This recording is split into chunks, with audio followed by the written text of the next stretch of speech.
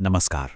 आज हम बात करेंगे एक ऐसी धरती की जिसने हजारों सालों तक भारत की किस्मत लिखी है। जी हाँ, आज हम बिहार की उस कहानी को जानेंगे जो शायद बहुत से लोगों को पता नहीं है। अच्छा, जब भी कोई बिहार शब्द सुनता है तो मन में क्या ख्याल आता है? हो सकता है जो तस्वीर बनती हो वो शायद पूरी न हो। तो चलिए इस कहानी को बिल्कुल शुरुआत से समझते हैं, इसके नाम से ही। देखिए, बिहार नाम आया है प्राचीन पाली शब्द विहार से। विहार मतलब बौद्ध मठ, जो एक जमाने में इस पूरी जमीन पर फैले हुए थे। और ये सिर्फ मठ नहीं थे, ये वो जगह थी जहां से निकले विचारों ने, जैसे बौद्ध धर्म की शिक्षाओं ने, सचमुच पूरी दुनिया का नक्शा ही बदल दिया। जब दुनिया के कई देश नक्शे पर ठीक से बने भी नहीं थे, तब बिहार भारत की शक्ति, संस्कृति और सोच का आप कह सकते हैं कि सेंटर हुआ करता था। और ये कोई छोटी मोटी बात नहीं थी। जरा सोचिए, 1000 साल से भी ज्यादा समय तक उस वक्त मगध के नाम से जाना जाने वाला ये इलाका पूरे भारतीय उपमहाद्वीप का पॉलिटिकल और कल्चरल पावर हाउस था। जरा इस टाइमलाइन पर नजर डालिए। ये बड़े बड़े साम्राज्यों का घर था, मौर्य वंश से लेकर महान गुप्त साम्राज्य तक। यहीं से उन ताकतों ने राज किया जिनका साम्राज्य आज के ईरान से लेकर म्यांमार तक फैला हुआ था। और कमाल की बात यह है कि ये सिर्फ ताकत की जमीन नहीं थी, बल्कि नए और आप कह सकते हैं कि क्रांतिकारी विचारों की भी थी।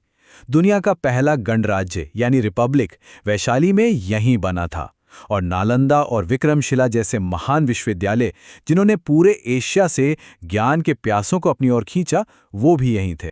तो जाहिर सी बात है, जब जमीन इतनी उपजाऊ हो तो यहां से महान हस्तियां भी निकलेंगी। इतिहास के कुछ सबसे बड़े नाम यहीं से आए हैं। चलिए कुछ से मिलते हैं। सबसे पहले सम्राट अशोक।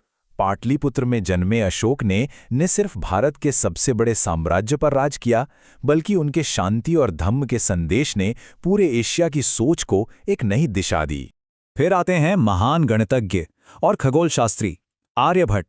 जीरो यानी शून्य का कॉन्सेप्ट दुनिया को देना हो, या फिर सूर्य और चंद्र ग्रहण के पीछे का विज्ञान समझाना, उनके काम ने आज के मॉडर्न मैथ्स और एस्ट्रोनॉमी की नींव रखी थी।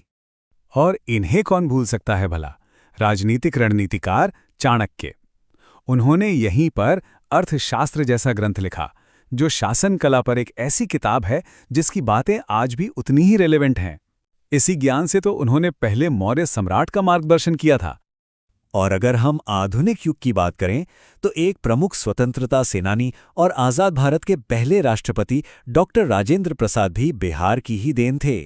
तो जैसा कि यहाँ देखा जा सकता है, बिहार से निकले दिग्गजों की लिस्ट बहुत लंबी और विविध है। मतलब शासन से लेकर विज्ञान और अध्यात्म से लेकर आधुनिक भारत के निर्माण तक, हर क्षेत्र में यहाँ की एक गहरी छाप है। और पता है, ये गौरवशाली इतिहास सिर्फ किताबों में बंद नहीं है, ये आज भी बिहार की जीवंत और अनोखी संस्कृति में सांस लेता है। अब बात संस्कृति की हो और खाने की बात ना हो, ऐसा कैसे हो सकता है? यहाँ का खाना बिल्कुल यहाँ के लोगों जैसा है, दमदार और जमीन से जुड़ा हुआ।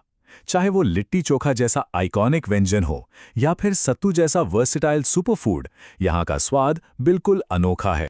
यहाँ की कला भी कुछ कम नहीं है। जैसे कि विश्व प्रसिद्ध मधुबनी पेंटिंग को ही ले लीजिए। ये सिर्फ चित्रकारी नहीं है, बल्कि पीढ़ियों से चली आ रही कहानियों और परंपराओं का एक जीता जागता दस्तावेज है, जो इस क्षेत्र की आत्मा की एक झलक देती है।